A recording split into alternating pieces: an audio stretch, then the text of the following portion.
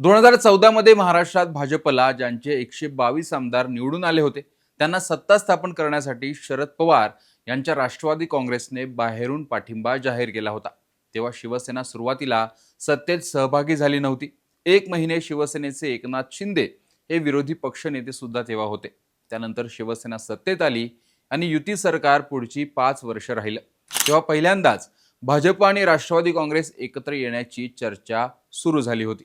त्यानंतर 2019 मध्ये पहाटेचा शपथविधी झाला। तेव्हा भाजप आणि राष्ट्रवादी एकत्र येण्याची चर्चा दुसऱ्यांदा झाली। पुन्हा 2023 मध्ये तर अजित पवार यांच्या माध्यमातून भाजप आणि राष्ट्रवादी काँग्रेस एकत्र सुद्धा आले। आता तिन्ही पक्ष एकत्र आहेत, पण शिवसेनेचे ठाकरे आणि राष्ट्रवादीचे शरद पवार मात्र भाजप सोबत नाहीयेत। भाजपला आता ठाकरे सोबत नसले तरीही चालतील, पण त्यांचे आमदार आणि खासदार व्हाया एकनाथ शिंदे सोबत घ्यायचेत। राष्ट्रवादीच्या बाबतीत मात्र भाजपला असंच वाटतं की शरद पवार हे स्वतः सोबत आले पाहिजेत, कारण त्यांच्याकडे 8 खासदार तर आहेत जे भाजपसाठी सध्या महत्त्वाचे आहेत। त्यात जयंत पाटलांचं फडणवीसांना भेटणं, अर्थ खात्याची चर्चा आणि पवारांच्या हालचाली यावरून ही चर्चा अधिक होते। संसदेचं पावसाळी अधिवेशन हे 20 जुलैपासून सुरू होत आहे। यामध्ये 2029 मध्ये महिलांना राजकीय आरक्षण लागू करणं, त्यासोबतच मतदारसंघांची पुनर्रचना करून लोकसभेच्या जागा या 543 वरून 850 पर्यंत वाढवण्याची घटनादुरुस्ती विधेयक मांडणं, या सगळ्या गोष्टींची दाट शक्यता आहे। याच वर्षी एप्रिल महिन्यात भाजपने या संबंधित घटनादुरुस्ती विधेयक लोकसभेत मांडलं होतं, परंतु 2/3 मत न मिळाल्यामुळे ते पडलं।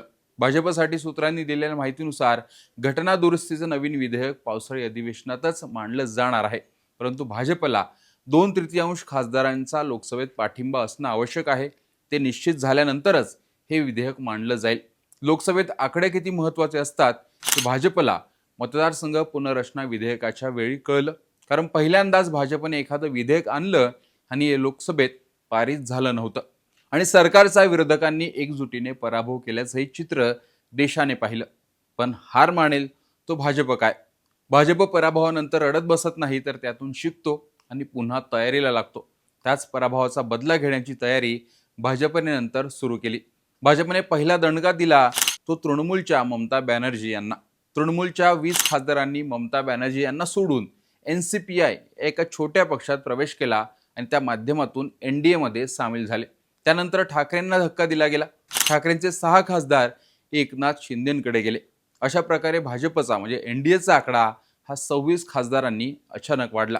आता त्यांना गरज आहे ती शरद पवारांची, द्रमुक पक्षाची आणि इतर छोट्या मोठ्या पक्षाची। द्रमुक हा काँग्रेसपासून दूर गेला आहे, तर दुसरीकडे शरद पवार यांना साथ घातली तर ते आपल्याकडे येऊ शकतात असा भाजपला विश्वास आहे, कारण शरद पवारांचं राजकारणच तसं राहिलंय। शरद पवार यांचे आमदार खासदार सुद्धा त्यासाठी अनुकूल असल्याची चर्चा आहे।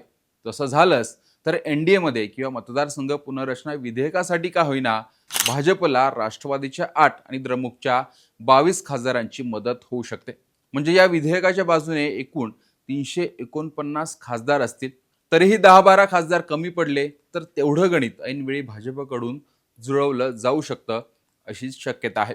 त्यात आता सुप्रिया सुळे असं म्हणाल्यात की हे विधेयक आणल्यानंतर 24 तासात आम्ही आमची भूमिका मांडू। सुप्रिया सुळेंनी काश्मीर ते कन्याकुमारी सरसकट 50% जागा वाढल्या तर विचार करू असंही म्हटलंय। म्हणजेच जर नव्या विधेयकात जर सरसकट 50% सकारात्मक निर्णय झाला तर विधेयकाला पाठिंबा देण्याची तयारी राष्ट्रवादी आणि द्रमुकची असल्याची चर्चा आहे आणि तसं दिसूनही येते। भाजपने नव्या विधेयकात लोकसंख्येनुसार नाही तर 50% सरसकट अशी काही तरतूद केली तर या 2 पक्षांसोबत काही छोटे पक्ष देखील भाजपकडे येऊ शकतात। भाजपकडून मन वळवलं जाऊ शकतं आणि हे विधेयक पारित केलं जाऊ शकतं। आता यात एकतर खासदारांना सोबत घ्यायचं किंवा त्यांना गैरहजर राहायला सांगायचं असाही भाजपचा प्लॅन असू शकतो असंच बोललं जात आहे। दुसरीकडे राज्यसभेत भाजपचे 114 खासदार आहेत। पश्चिम बंगालमध्ये राज्यसभेच्या 3 जागांसाठी 24 जुलै रोजी पोटनिवडणूक होणार आहे। त्या तिन्ही जागा भाजप जिंकण्याची शक्यता आहे, त्यामुळे भाजपचं संख्याबळ 117 होण्याची शक्यता आहे। एकूण 245 सदस्याच्या राज्यसभेत भाजप प्रणित NDAचे एकूण संख्याबळ 155 होईल। 2/3 विचार केला तर भाजपला 164 खासदारांची आवश्यकता आहे, त्यामुळे भाजपला तिथे फक्त 9 खासदार कमी पडतील। अशा प्रकारे जर शरद पवार द्रमुक हे दोन पक्ष गळाला लागले तर भाजपचं हे जे विधेयक आहे मतदारसंघाची पुनर्रचना करण्याचं, त्याचा पराभवाचा जो काही बदला होता तो भाजपकडून घेतला जाऊ शकतो आणि त्या माध्यमातून काही नवी राजकीय समीकरणं देखील देशात जुळवली जाऊ शकतात. आणि 2029च्या लोकसभा निवडणुकीचा विचार केला तर या विधेयकाच्या माध्यमातून जी समीकरणं जुळतील ती भविष्यात निवडणुकीत दिसतील अशी शक्यता नाकारता येत नाही. पण सध्या तरी भाजपला महाराष्ट्रात ठाकरे नको असले, त्यांचे खासदार हवे असले तरी शरद पवार मात्र हे खासदारांसोबत हवेत असंच दिसतंय. आणि दुसरीकडे जयंत पाटील यांना अर्थखातं देणं असेल किंवा एकूणच राष्ट्रवादी काँग्रेसमध्ये सुनेत्रा पवार यांच्या विरोधात सुरू असलेले डावपेच असोत, या सगळ्यांचा जर विचार केला तर शरद पवार काही मोठी राजकीय खेळ खेळतात का ते पाहणं देखील महत्त्वाचं असणार आहे. एकूणच पुनर्रचना विधेयक आणि त्यानंतर होणारी राजकीय समीकरणं याविषयी तुमचं मत कमेंट बॉक्समध्ये सांगा. लोकसत्ताला फॉलो आणि सबस्क्राईब देखील करा.